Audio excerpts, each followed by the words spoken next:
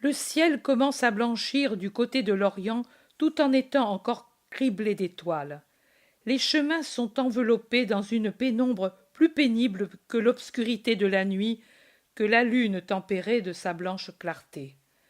Mais le soldat romain a de bons yeux, et voyant Jésus s'avancer vers la porte, il va à sa rencontre. Salut, je t'ai attendu.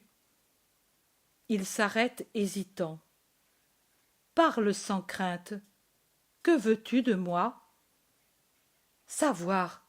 Tu as dit, la paix que je donne demeure même dans la guerre, car c'est une paix d'âme. Je voudrais savoir quelle est cette paix et ce que c'est que l'âme. Comment l'homme qui est en guerre peut-il être en paix? Quand on ouvre le temple de Janus, on ferme celui de la paix. Les deux choses ne peuvent exister ensemble dans le monde. Il parle adossé au muret verdâtre d'un petit jardin dans une ruelle étroite comme un sentier dans des champs, humides, sombres, obscurs, au milieu de pauvres maisons.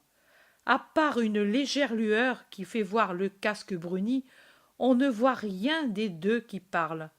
L'ombre enveloppe les visages et les corps dans une unique obscurité. La voix de Jésus résonne douce et lumineuse dans sa joie de jeter une semence de lumière chez le païen. Dans le monde, en vérité, la paix et la guerre ne peuvent exister ensemble. L'une exclut l'autre, mais dans l'homme de guerre peut exister la paix même s'il fait une guerre commandée. Il peut exister ma paix, parce que ma paix vient du ciel et elle n'est pas blessée par le fracas de la guerre et la férocité des massacres.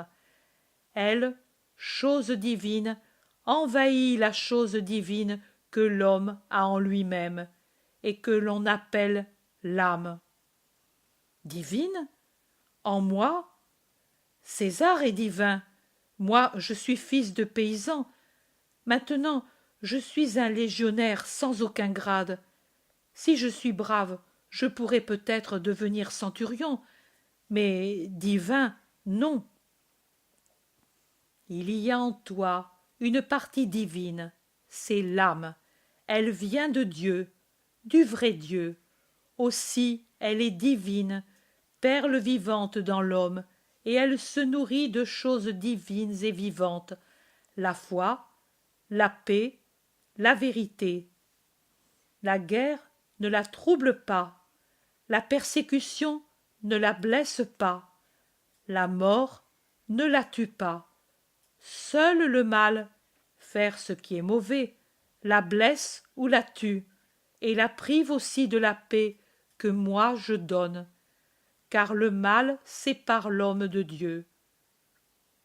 Et qu'est-ce que le mal? Être dans le paganisme et adorer les idoles quand la bonté du vrai Dieu nous a fait connaître qu'existe le vrai Dieu. Ne pas aimer son père, sa mère, ses frères et le prochain. Voler, tuer, être rebelle, être luxurieux, être faux. C'est cela le mal. Ah, alors moi, je ne peux pas avoir tapé.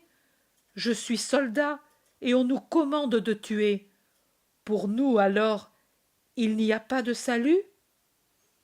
Sois juste dans la guerre comme dans la paix. Accomplis ton devoir sans férocité et sans avidité. Pendant que tu combats et que tu conquiers, pense que l'ennemi est semblable à toi et que toute ville a ses mères et ses jeunes filles, comme ta mère et tes sœurs, et sois un preux, sans être une brute. Tu ne sortiras pas de la justice et de la paix, et ma paix restera en toi. Et ensuite, que veux-tu dire? Après la mort, qu'advient-il du bien que j'ai fait et de l'âme dont tu dis qu'elle ne meurt pas si on ne fait pas le mal? Elle vit ornée du bien que tu as fait, dans une paix joyeuse, plus grande que celle dont on jouit sur la terre. Alors, en Palestine, un seul avait fait le bien. J'ai compris. Qui? Lazare de Béthanie. Son âme n'est pas morte. En vérité, c'est injuste. Pourtant, beaucoup lui sont semblables et meurent sans ressusciter. Mais leur âme vit dans le Dieu vrai. Car l'âme a une autre demeure dans le royaume de Dieu. Et celui qui croit en moi entrera dans ce royaume. Même moi, Romain? Même toi, si tu crois à la vérité. Qu'est-ce que la vérité? Je suis la vérité, et le chemin pour aller à la vérité. Et je suis la vie, et je donne la vie, car celui qui accueille la vérité accueille la vie. Le jeune soldat réfléchit, se tait. Puis il lève son visage, un visage encore pur de jeune homme, et il a un sourire limpide, serein, et il dit: j'essaierai de me rappeler cela et d'en savoir plus encore. Il me plaît. Comment t'appelles-tu? Vital, de Bénévent, des campagnes de la ville. Je me souviendrai de ton nom. Rends vraiment vital ton esprit en le nourrissant de vérité. Adieu. On ouvre la porte. Je sors de la ville. Salut! Jésus va rapidement vers la porte et prend en hâte le chemin qui conduit au Cédron et au Gethsémani, et de là au camp des Galiléens. Dans les oliviers de la montagne, il rejoint Judas de Kériote qui monte lui aussi vers le camp qui s'éveille. Judas fait un geste presque d'épouvante en se trouvant en face de Jésus. Jésus le regarde fixement, sans parler. Je suis allé apporter la nourriture aux lépreux, mais j'en ai trouvé 2 à Inon, 5 à Siloam. Les autres guéris. Encore là, mais si bien guéris qu'ils m'ont prié d'avertir le prêtre. J'étais descendu au point du jour pour être libre ensuite. La chose va faire du bruit. Un si grand nombre de lépreux guéris ensemble après que tu les as bénis en présence de tant de gens.